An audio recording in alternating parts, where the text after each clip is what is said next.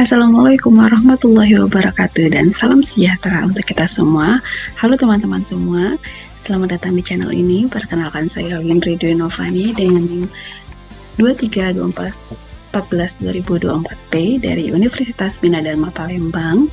Di video ini saya akan membahas topik-topik penting seputar komputer forensik sebagai bagian dari pemahaman saya dalam mengikuti mata kuliah komputer forensik selama 1 semester ini dengan dosen pengampu Bapak Surya Yusra.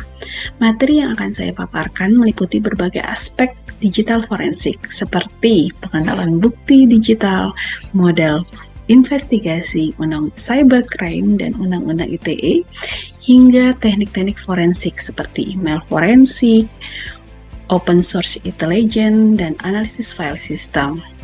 Topik ini tidak hanya penting secara akademis, tetapi juga sangat relevan dengan kondisi dunia digital saat ini, di mana kejahatan cyber semakin berkembang dan membutuhkan pendekatan investigasi berbagai teknologi dan hukum. Jadi, simak video sampai selesai sebagai bentuk kontribusi saya dalam memperdalam dan membagi pemahaman di bidang ini. Yuk, langsung kita mulai pembahasannya. Mari kita mulai pembahasan dengan memahami apa digital forensik. Digital forensik adalah cabang dari ilmu komputer yang digunakan untuk menyelidiki dan menganalisis bukti digital. Fokus utamanya adalah mengidentifikasi, menjaga keaslian, menganalisis dan menyajikan informasi digital yang bisa digunakan dalam proses hukum. Contoh penerapan bisa dilihat pada kasus pencurian data perusahaan, penyebaran malware, atau bahkan cyberbullying. Tujuan dan fungsi dari forensik digital yaitu mengungkapkan bukti tersembunyi, terkunci, atau terhapus, digunakan di pengadilan, perusahaan, dan kasus pelanggaran hak cipta, menyajikan bukti yang sah dan dapat diverifikasi. Untuk komponen utama dalam digital forensik yaitu ada 3, manusia, yaitu terdiri atas ahli teknik dan hukum. 2 adalah peralatan seperti tools forensik, ENCASE, FTK, dan lain-lain. Yang ketiga adalah protokol, aturan, dan prosedur hukum. Nah, setelah kita mengenal digital forensik secara umum, kita masuk pada elemen penting yaitu bukti digital. Bukti digital adalah informasi dalam bentuk elektronik yang relevan dalam penyelidikan hukum. Ini mencakup file log, email, metadata, bahkan isi perangkat seperti hard disk dan flash disk. Supaya bukti digital dianggap sah di pengadilan, dia harus pertama, otentik, lengkap, dapat diverifikasi, dan bisa dipertanggungjawabkan keabsahannya. Nah, di Indonesia sendiri, bukti digital ini diakui secara hukum melalui Undang-Undang Nomor 1 Tahun 2024 tentang perubahan kedua atas Undang-Undang Nomor 11 Tahun 2028. Lalu bagaimana sih proses investigasi itu dilakukan? Terdapat 5 langkah utama dalam proses investigasi digital forensik. Yang pertama yaitu identifikasi bukti dan sumbernya. Tujuannya yaitu menentukan apa yang menjadi bukti dan dari mana bukti itu berasal.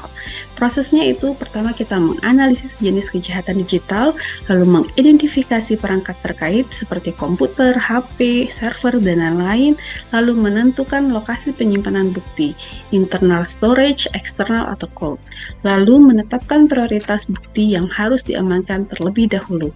Yang kedua yaitu akuisisi, pengambilan data secara forensik. Tujuannya yaitu mengambil data tanpa merusak atau mengubah sumber aslinya. Prosesnya yaitu bisa menggunakan void blocker agar tidak terpengaruh, lalu melakukan disk image atau salinan bit per bit menggunakan tool seperti FTK Imager atau yang lain-lain, lalu melakukan verifikasi hash MD5 sebelum dan sesudah imaging untuk menjamin keasliannya dan menyimpan salinan dalam media aman dan terinskripsi. Yang ketiga adalah analisis data. Tujuannya itu menemukan bukti relevan dari data yang diambil.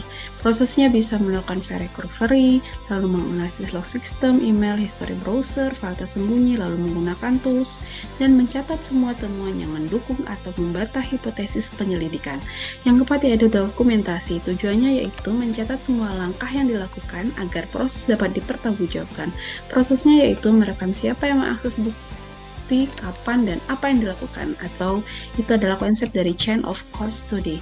Lalu mencatat tools yang digunakan dan versi softwarenya, menyimpan bukti dokumentasi, jadi di screenshot, hasil log, hasil analisis secara terstruktur, dan menjaga dokumentasi tetap otentik dan tidak dapat dimanipulasi. Yang terakhir adalah pelaporan. Tujuannya yaitu menyampaikan hasil investigasi dalam bentuk laporan hukum. Prosesnya yaitu menyusun laporan yang berisi ringkasan kasus, metode yang digunakan, dan temuan utama. Menggunakan bahasa yang bisa dipahami pihak dan teknis seperti jaksa, pengacara, hakim. Menampilkan bukti teknis seperti hash, log, tangkapan layar, dan tabel waktu. Memberikan kesimpulan dan rekomendasi yang objektif berdasarkan analisis. Model ini dapat merujuk pada standar seperti DFRS, WS, NIST, dan prinsip pertukaran lokal. Nah, sebelum menyelidiki lebih jauh, kita perlu memahami ruang lingkup kejahatan digital itu sendiri. Nah, cybercrime atau kejahatan cyber merupakan tindakan kriminal yang dilakukan menggunakan teknologi digital atau jaringan. Contohnya seperti hacking, carding, phishing, hingga cyber stalking. Di Indonesia sendiri penanganannya diatur oleh Undang-Undang ITE, yaitu Undang-Undang Nomor 11 Tahun 2008 yang kemudian direvisi oleh Undang-Undang Nomor 19 Tahun 2016 tentang perubahan atas Undang-Undang Nomor 11 Tahun 2008 tentang informasi dan transaksi elektronik.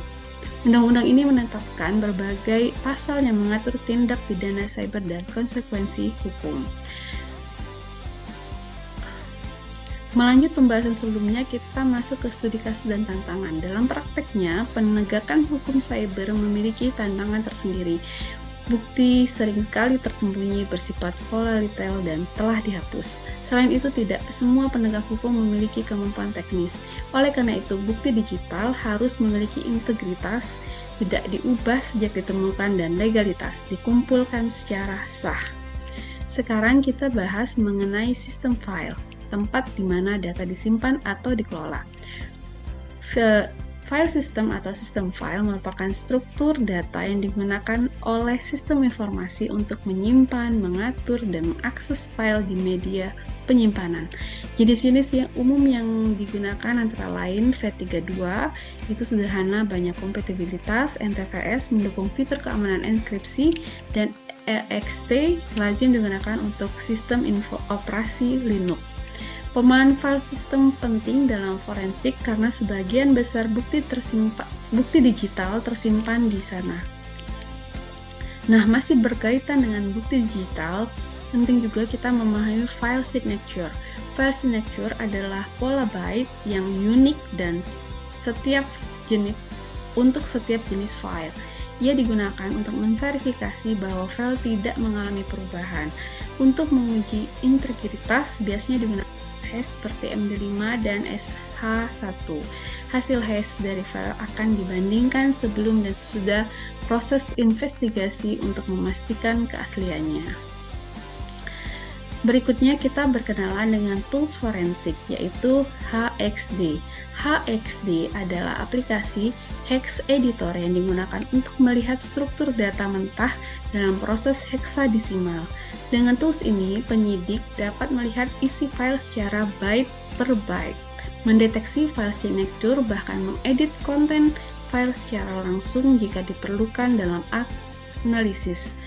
HXD merupakan aplikasi data mentah atau raw data dari file, hard disk, RAM, flash disk, dan media penyimpanan lainnya.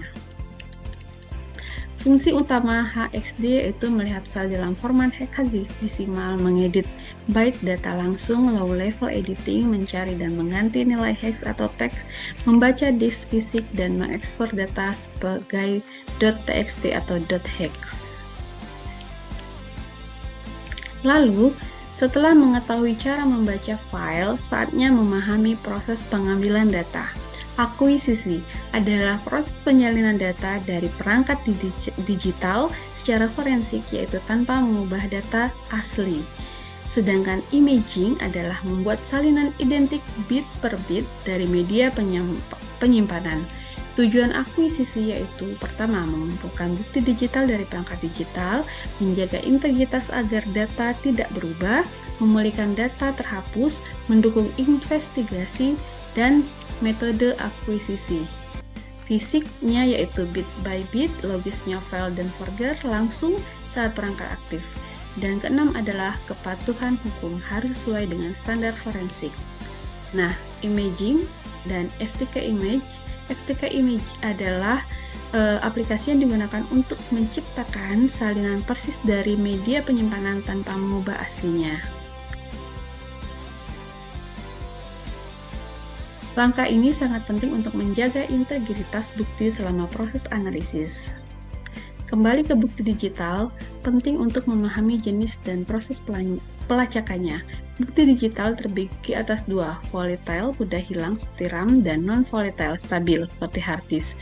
Untuk menjaga alur dan keabsahan bukti, digunakan prinsip chain of custody, yaitu pencatatan siapa, kapan, dan bagaimana bukti diproses sepanjang jalur penyidik.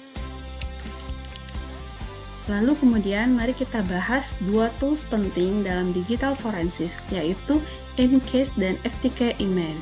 EnCase adalah software komersial yang sangat lengkap, memiliki antarmuka GUI dan dukungan pelaporan. Sedangkan FTK Imager adalah gratis, ringan, sangat populer untuk imaging disk. Selanjutnya kita masuk ke investigasi berbasis sumber terbuka atau Open Source Intelligence.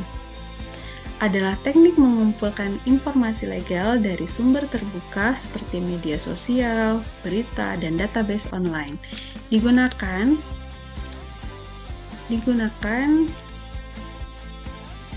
dalam keamanan cyber, investigasi, bisnis, dan jurnalisme tanpa peretas. Jenis informasi OSINT ini adalah open source, gratis dan terbuka, open proprietary, terbuka tapi berbayar, closed proprietary, internal organisasi, classified, rahasia, bukan bagian dari OSINT. Manfaat dari open source intelligence yaitu keamanan cyber, investigasi umum, hukum, bisnis dan marketing, dan jurnalisme investigasi. Tools open source intelligence yang populer yaitu pertama, Google Docs, mencari data tersembunyi atau sensitif di Google dengan operator khusus seperti file tab atau in URL. Contohnya site.example.file datanya di PDF. Lalu ada Maltego, menampilkan relasi antar data digital, email, domain, IP, dan lain-lain dalam bentuk grafik interaktif. Lalu The Harvester, mengumpulkan email, subdomain, dan host dari domain target menggunakan sumber terbuka. Lalu ada Exit Tool, membaca metadata gambar seperti lokasi, GPS, tanggal, model kamera, bahkan editan. Lalu Havelbin PNWave, cek apakah email atau akun pernah bocor dalam insiden peretasan. Spiderfoot yaitu tool open source intelligence otomatis yang mengumpulkan data dari banyak sumber untuk profil target secara menyeluruh. OSINT ini sangat berguna untuk memetakan jaringan, melacak aktivitas digital, dan mengumpulkan bukti awal. Aspek penting lain yang sering menjadi objek investigasi adalah email. Email atau electronic mail adalah surat digital yang dikirim lewat internet. Awalnya hanya teks, namun sekarang bisa mengirim gambar, video, dan dokumen. Bagian email yaitu ada header, terdiri atas info pengirim, penerima, subjek, dan waktu. Lalu ada body, isi pesan, footer, tanda tangan, atau info tambahan. Nah, forensik email adalah membantu melacak dan menganalisis email berbahaya agar sistem tetap aman.